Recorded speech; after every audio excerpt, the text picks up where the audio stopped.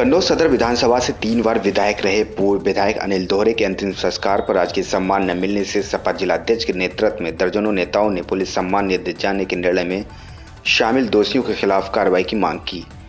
इसके बाद राज्यपाल संबोधित ज्ञापन जिलाधिकारी को सौंपा।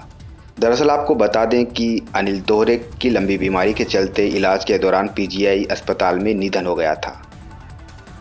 उनका पार्थिव शरीर अंतिम दर्शन के लिए उनके निजी आवास नरसापुर पहुंचा, जहां अगले दिन अंतिम संस्कार मेहंदी घाट कन्नौज में किया गया।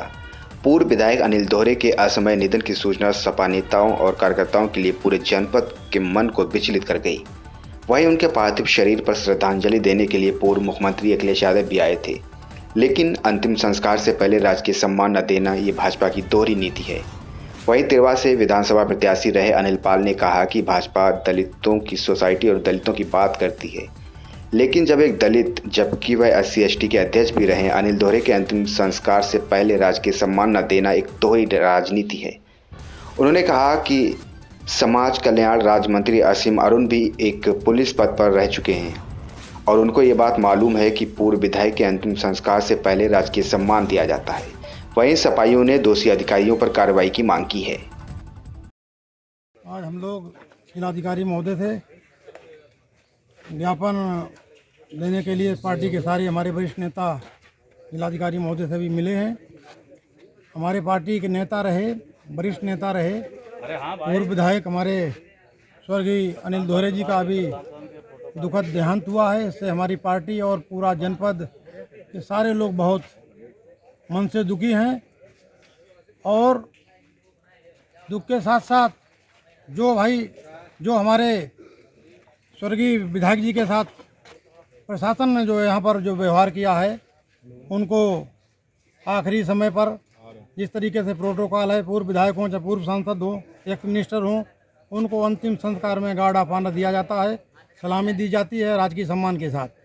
यहाँ के जो प्रशासन ने भारतीय जनता पार्टी के इशारे पर, यहाँ के नेताओं के इशारे पर, यहाँ के उच्च जो पुलिस के और जो बड़े वरिष्ठ अधिकारी हैं, उन्होंने जिस प्रकार से दलित हमारे नेता के साथ जो व्यवहार किया है, हम लोग आहत हैं। आज इसी सिलसिले में हम लोग जिलाधिकारी महोदय से सारे लोगों ने ज्ञापन देने का काम किया है।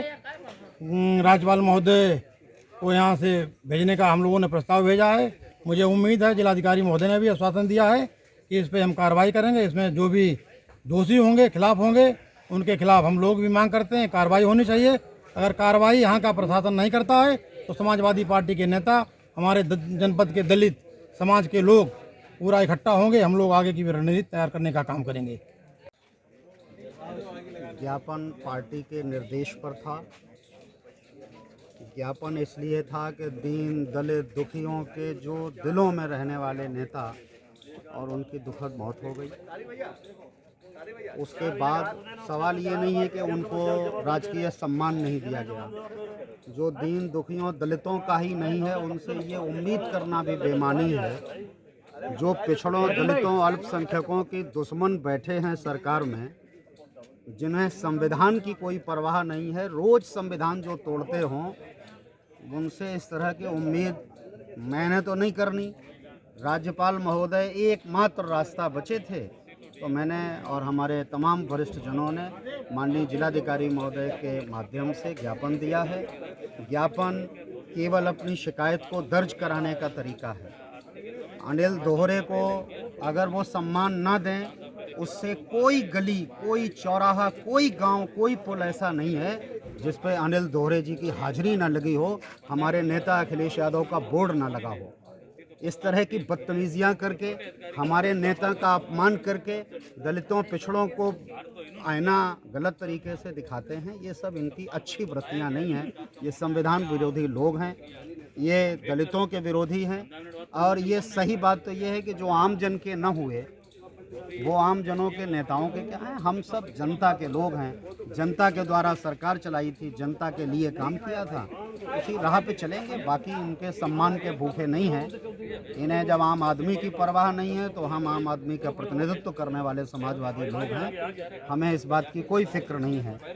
हम भी मर जाएं तो हमें भी कोई सम्मान ना दें। उनके लिए अस्पतालों में मरते लोगों की कीमत नहीं है, कोरोना में गए लोगों की कीमत नहीं है, उनके लिए भुखमरी बेरोजगारी से शिकार होते रोज आत्महत्या करते किसानों की वैल्यू नहीं है, उनके लिए 700 किसान मर गए उसकी कोई वैल्यू नहीं है।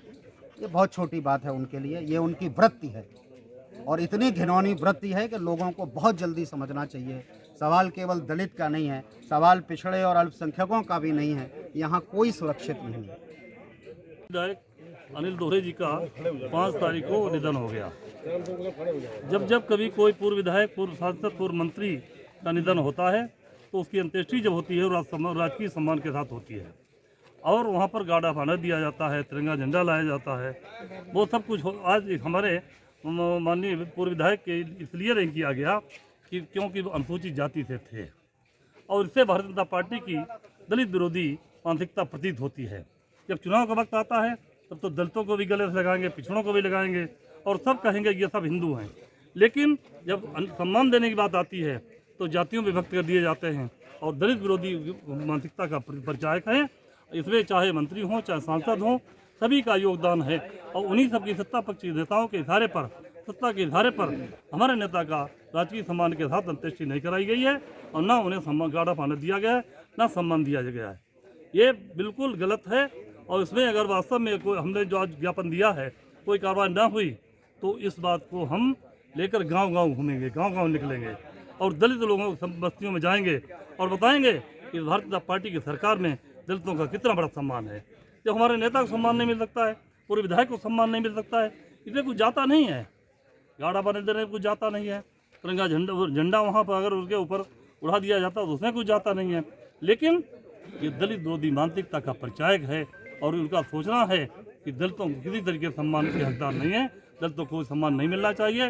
वही भारतीय जनता पार्टी के लोगों ने, सत्ता और सरकार में बैठे लोगों ने करके दिखाया है। हम इसका प्रबल विरोध करते हैं और उसी के संबंध में हमारे समाजवादी पार्टी के सभी सम्मानित साथियों ने आज ज्ञापन दिया, अपनी पूरी बात रखी और ज्ञापन को पढ़ के अधिकारियों को सुनाया। जिलाधिकारी जी ने कहा भी है कि मैं इसमें कार्रवाई कराऊंगा। हम लोग अभी इंतजार कर रहे हैं, इसके बाद में भावी रणनीति तैयार की जाएगी।